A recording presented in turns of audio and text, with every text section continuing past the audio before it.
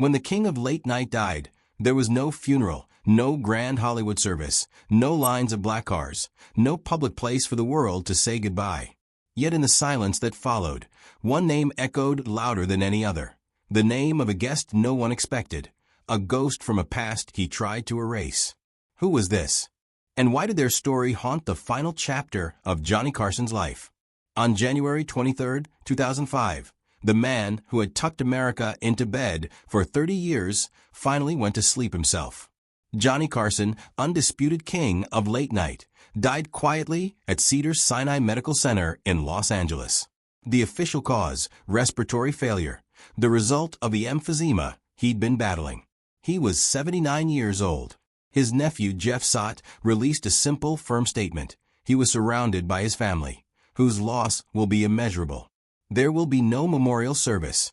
The decision was shocking, yet perfectly in character.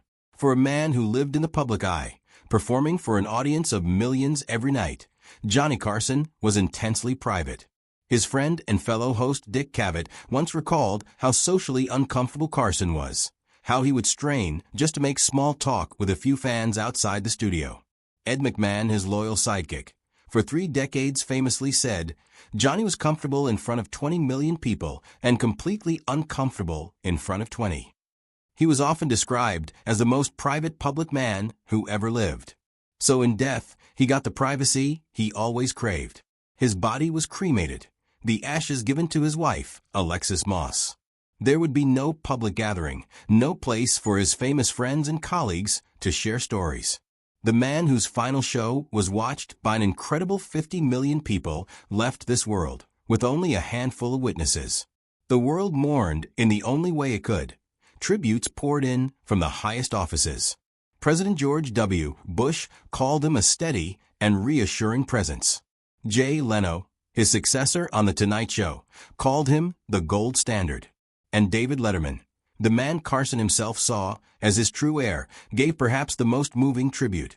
All of us who came after are pretenders. We will not see the likes of him again. Fans left flowers and notes on his star on the Hollywood Walk of Fame and at Johnny Carson Park across the street from the NBC studios, where he had made magic for so long. But with no funeral, how could there be a guest? And in a life filled with thousands of acquaintances and a few powerful enemies, whose name whispered in the aftermath of his death would have truly shocked everyone. The answer lies not with who was present, but with who was absent for so long. The unexpected guest wasn't a person who showed up that day. It was the ghost of a friendship so deep and a betrayal so bitter that it defined the rest of both their lives. It was the story of the one person Johnny Carson could never ever forgive. To understand the end, you have to go back to the beginning. Before she was a household name, Joan Rivers was a struggling comedian. By the early 1960s, she had been working for years in seedy clubs in New York's Greenwich Village, passing a hat that sometimes didn't even come back. She had slept in her car, worked temp jobs to pay the bills, and even got banned from the Jack Bar version of The Tonight Show after one appearance. She had auditioned for Johnny Carson's Tonight Show 7 times and failed every single time. By 1965, at just 31 years old, many in the industry were telling her that her career was already over. Then came the night of February 17, 1965. It was a mercy booking, something her manager arranged as a favor because he also represented Bill Cosby. Rivers walked out onto that stage, convinced it was her last shot. But something incredible happened. She would later recall, it was one of those nights where everything goes right, the stars are in alignment, and the audience, we just connected.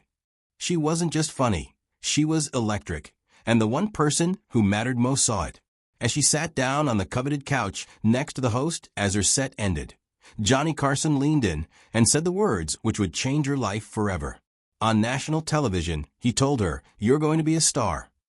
Rivers remembered looking behind her, wondering who he could possibly be talking to. She described the on-air chemistry between them as absolutely magical. In that moment, a bond was forged. Carson didn't just give her a break. He became her champion, her mentor. As she would say, for years to come, he handed me my career. From that night on, Joan Rivers was a regular on The Tonight Show. She made nearly 100 appearances over the next 2 decades. Their on-air banter was the stuff of legend. He was the cool, unflappable king, and she was the sharp, hilarious court jester who could make him genuinely laugh until he cried. His belief in her was real. When Rivers launched her own short-lived daytime talk show in 1968, Johnny Carson was her very first celebrity guest, a massive show of support. Her role on the show grew and grew. She began filling in as a substitute host when Carson was on vacation, and by 1983, she was officially named the show's permanent guest host. This was a position of immense trust. When Johnny was away, the keys to the kingdom were hers. She was, in the eyes of the public and the industry, the queen in waiting. Her loyalty to Carson was absolute. She would later say that she'd received many offers to host her own program over the years, but always turned them down to stay with The Tonight Show. But here is the detail that changes everything. For all their on-air warmth, their relationship was almost entirely professional. It existed under the hot studio lights and in front of the cameras. Rivers herself wrote, "Our friendship existed entirely on camera in front of America. And even then, during the commercial breaks, when the red light went off, we had nothing to say to each other." This wasn't because they disliked each other. It was because of Carson's legendary aloofness. He was a man who built walls around himself. Theirs wasn't a relationship of close friends who confided in each other. It was a professional hierarchy. He was the king, the benefactor who had discovered her and given her a place in his court. And that unspoken power dynamic is the key to understanding the brutal betrayal that was to come. By the mid-1980s, the ground beneath Joan Rivers's feet began to feel unsteady. For years, she had felt secure in her role as Carson's number 2. But things started to change. In 1985, Carson signed a new 2-year contract with NBC. Rivers, however, was only offered a 1-year deal. To her, the message was clear. She wrote, "It could only mean one thing. The powers were uncertain about my future." Then came the bigger blow. A memo began circulating at NBC listing the names of comedians being considered as possible permanent replacements for Johnny when he eventually decided to retire. Rivers, who had logged more hours in that chair than anyone besides Johnny himself, assumed her name would be at the top of the list. But when she saw it, she was gutted. Her name wasn't on it at all. She came to a painful conclusion. NBC would never give the host spot to a woman. She felt her role as guest host was a safe way for the network to use her talent without ever seeing her as a true competitor or successor to the king.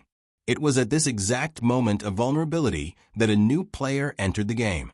A fledgling network called Fox was preparing to launch, and its executives, including Barry Diller, wanted to make a huge splash. They approached Joan Rivers with an offer that was impossible to ignore. Her own late-night talk show, The Late Show starring Joan Rivers. The show would air in the exact same time slot directly opposite The Tonight Show, and the salary was a staggering $10 million, many times what she was making at NBC. Rivers was faced with an agonizing decision. Her loyalty was to Johnny, the man that had made her, but she felt disrespected and discarded by the network he worked for. Her husband and manager, Edgar Rosenberg, gave her some critical advice. He told her not to say a word to Carson until the contract with Fox was signed and finalized. His reasoning was based on cold, hard Hollywood logic. Other comedians who had been regulars on The Tonight Show and left to start competing shows were often immediately banned from appearing on Carson's program. If she told Johnny, and then the Fox deal fell through for some reason, she could be left with nothing. Even worse, they both feared that the famously powerful Carson could make one quiet phone call and kill her deal before it ever happened. So she kept silent, a decision she would come to regret for the rest of her life. The weekend before the official announcement, the news leaked. What happened next depends entirely on who you believe, as 2 completely different versions of the story emerged. According to Joan Rivers, she was horrified that he heard it from someone else. She immediately tried to call him to explain. She said she finally got him on the phone and told him she was leaving to host her own show on Fox. He said nothing. He just hung up. She called back thinking they must have been disconnected. He hung up on her a second time. That was it. They would never speak again. Johnny Carson's version was starkly different. He claimed that phone call never happened. He told people that he learned about her new show from a press release, just like the rest of the world. He felt completely blindsided, ambushed, and betrayed by the person he had championed for over 20 years. Why was his reaction so extreme? Other male comedians had left to do their own shows, and while there might have been tension, Carson had often given them his blessing. Rivers had her own theory, one that cut much deeper than simple professional competition. She later wrote, "I think he really felt because I was a woman that I just was his, that I wouldn't leave him. I think it was a question of I found you, and you're my property. He didn't like that, as a woman. I went up against him." In Carson's world, a man leaving to compete was ambition. A woman leaving was treason. The king had been defied, and his wrath would be swift and devastating. Johnny Carson, the most powerful man in television, used his influence to punish her in every way he could. The first and most obvious consequence was that she was immediately and permanently banned from The Tonight Show.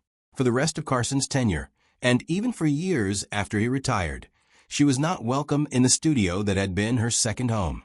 But it went much further than that. Carson created what was essentially a blacklist. Anyone who appeared as a guest on The Late Show starring Joan Rivers was told they would no longer be welcome on The Tonight Show. For celebrities and their agents, the choice was simple. You could go on the struggling new show on the upstart network, or you could go on the most important and powerful show in television history. Almost everyone chose Carson. Rivers found it nearly impossible to book A-list guests. An NBC executive and a friend of hers reportedly bluntly told her, "We are going to destroy you." On October 9, 1986, The Late Show premiered. Almost immediately, it ran into trouble. Without big-name guests, and with the full force of Carson's ratings juggernaut coming at them, the show struggled. Backstage, things were even worse. Rivers' husband Edgar was a producer on the show and clashed endlessly with Fox executives. Less than a year later, the network presented Joan with an ultimatum: fire her husband. She refused. So in May of 1987, Fox fired them both.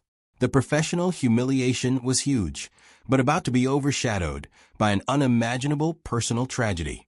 The failure of the show, the massive debts they had incurred, and the public downfall created an inhuman amount of stress on her marriage.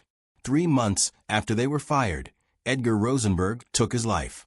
In the worst moment of her life, Joan Rivers was alone. Her career was in shambles. Her husband was gone. And from the man who once was the greatest champion, there was only silence. Johnny Carson never called. He never sent a note. He never expressed a single word of condolence.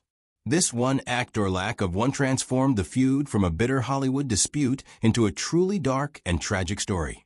It revealed a side of Carson that his adoring audience never saw, a man whose grudge was so deep that it overrode any sense of common decency or compassion.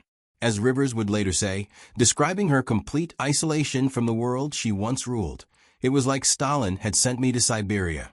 The king had passed his sentence, and it was absolute." Now, let's return to that quiet day in January 2005.